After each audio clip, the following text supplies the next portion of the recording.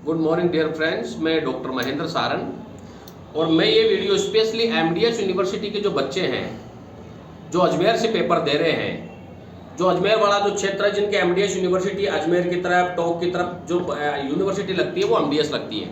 कल उनका पेपर है एमए फाइनल का और घबराने की चीज़ नहीं है। जो क्वेश्चन मैं बताने जा रहा हूँ, जो राइटर मैं बताने जा रहा हूँ, बस वही करना है।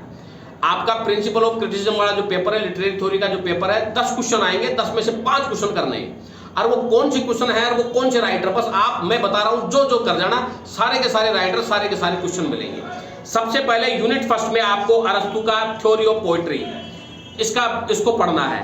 अरस्तु सबसे इंपॉर्टेंट है। थ्योरी ऑफ पोएट्री को जब आप पढ़ेंगे तब उसमें आप इगोनिस के बारे में, जो एंशिएंट मॉडर्न राइटरों की, जो ग्रीक राइटरों की जो थ्योरी है वो सारी की सारी डिफाइन करोगे आप इसमें। और जो इमेजिनरी स्किल्स है पोएट्री की, जो पोएट्री में जीवंतता को बताया गया, वो सारी चीजें आप इसमें डिफाइन करोगे। तो एक तो अरस्तु लर्न करना है। और दूसरा यूनिट सेकंड में आ जाओ आप, Dryden an essay of dramatic Poaceae. John Dryden का एक क्वेश्चन 101% आएगा आपके, तो an essay of dramatic Poaceae learn करना है। और इसी यूनिट सेकंड में आपको कोलरिज का बायोग्राफी लिटरेचर की बायोग्राफी, एस.टी. कोलरिज ने किस प्रकार अलग अलग राइटरों के बारे में इसमें समझाया बायोग्राफी लिटरेरिया में, वो चीज आप लर्न करोगे। तो सबसे पहले यूनिट फर्स्ट में अरस्तु हो गया, यूनिट सेकंड में आपके जॉन ड्राइडन का an essay of dramatic Poaceae हो गया, और यूनिट सेकंड में आपको एस.टी. कोलरिज का बायोग्राफी लिटरेरिया हो गया। अब चलते हैं यूनिट थर्ड में। इसमें मैथ्यू अर्नोल्ड का द स्टडी ऑफ पोएट्री, बेटे बहुत अच्छी क्रिएशन है।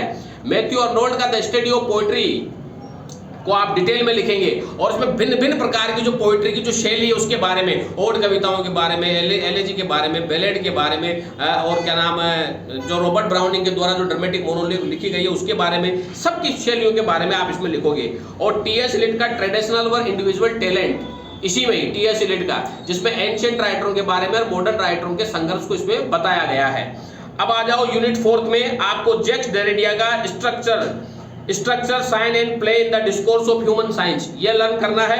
और यूनिट फिफ्थ में आपको Elaine Showalter towards a feminist poetics याद करना है, जिसमें वुमेन राइटर के स्ट्रगल को बताया गया 1820 से 1880, 1880 से 1920, 1920 से 1960 के बीच में स्ट्रगल को इन 3 स्ट्रक्चर में बांट करके इसको बताया गया है। तो ओवरऑल आप फर्स्ट पेपर में जो आपके प्रिंसिपल ऑफ क्रिटिसिज्म का पेपर है उसमें अरस्तु आएगा, ड्राइडन लर्न करना है, कोलरिज लर्न करना है, मैथ्यू अर्नोल्ड लर्न करना है, टी.एस. इलियट लर्न करना है, जैक्स डेरिडा लर्न करना है, एलन साउटर, ये 7 राइटर बताए हैं मैंने।